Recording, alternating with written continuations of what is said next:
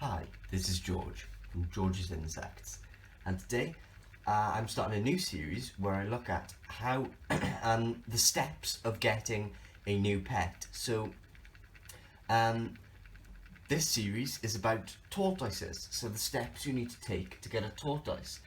So the first step is the same as with any other pet. So the first step is research. So any type of reptile, especially tortoises, need an extensive amount of research.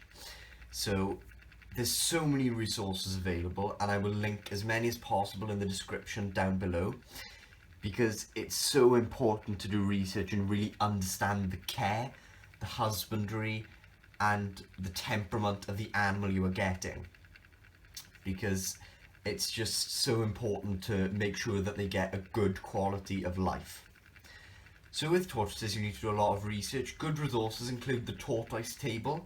Find that online, and it's also a mobile app. And there's so many care sheets online. I'll link them all down below in the description so you guys can go and have a look. Another good resource is watching YouTube videos. So my videos, I have a Horsefield Tortoise care video. But again, you want to be doing as much broad research as possible. You don't want to just be using YouTube. You don't want to just be using the internet. The search engines. You want to be doing as much broad research as possible. So you've got websites, you've got YouTube, you've got video live streams, you've got physical care sheets, written books. A good written book is Mediterranean Tortoises by Lance Jepson. Let me just move the camera over here. Yeah, that's a really good book, Mediterranean Tortoises by Lance Jepson. Again, I will link that in the description. So you guys can check that out if you are looking to get a specifically Mediterranean tortoise. But again, there's so many things, while researching, there's so many things you need to decide. You need to know the enclosure size, you need to know their lifespan, you need to know all the care. For example, heat and UVB, UVA, very important, all the supplements they need, the hides, the water, the soaking, disinfectants, any morphs, specific morphs for certain animals, such as snakes and lizards. You need to know their diet, very important. So there's so many different things you need to know about the animal you want to get. So specifically tortoises, the first thing you're going to need to decide on, in terms of what tortoise you're going to get, the first thing you need to decide on is what type you're going to get. Are you going to get a Mediterranean tortoise or a tropical tortoise? So as the name suggests, Mediterranean tortoises prefer a drier environment and tropical tortoises prefer a more humid environment. So this depends on where you live, how much adequate space you can provide, and the care necessities for all the different species. So yeah, first thing you need to choose is, do you want a Mediterranean or desert or tropical species of tortoise? So that's kind of the first thing you need to decide. So really think about that, and anything that helps you with research, I'll link down in the description. So after deciding on a type of tortoise, next thing you're going to decide on is the actual species. So the tortoise you can see here, her name is Poppy. She's an 8-year-old Horsfield's tortoise. The Latin name is Testudo horsefieldi. But there's so many species. This is a Mediterranean species, but in terms of Mediterranean species, there's the Greek tortoise, the spur-thighed tortoise, the sulcata tortoise, the Hermann's tortoise, the Horsfield's tortoise.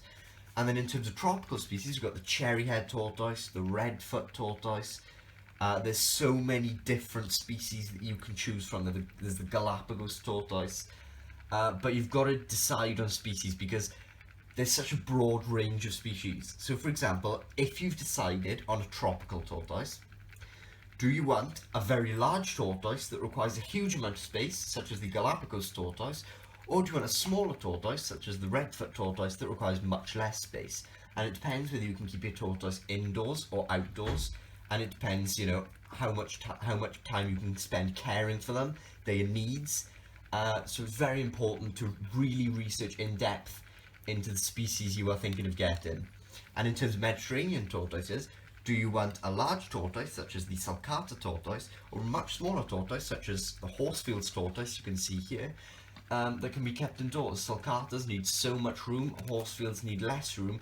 I'd say minimum 5 foot by 2 foot for an adult Horsfield's tortoise.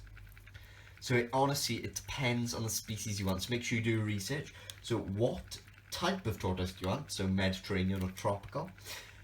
What species of tortoise you want? So as I said, the redfoot, the cherryhead, the Russian, the sulcata, the Galapagos, the Hermans, the Greek, the Spurthide.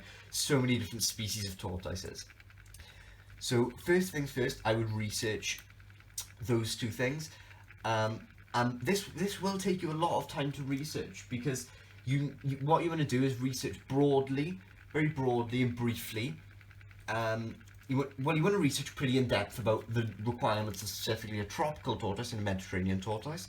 And once you've decided on which best suits your lifestyle and which needs you can best cater for, then you want to decide on a species. Now with species, you need to go even more in depth on understanding enclosure sizes, the adult size, the temperament, the lifespan, all the different types of care that you need.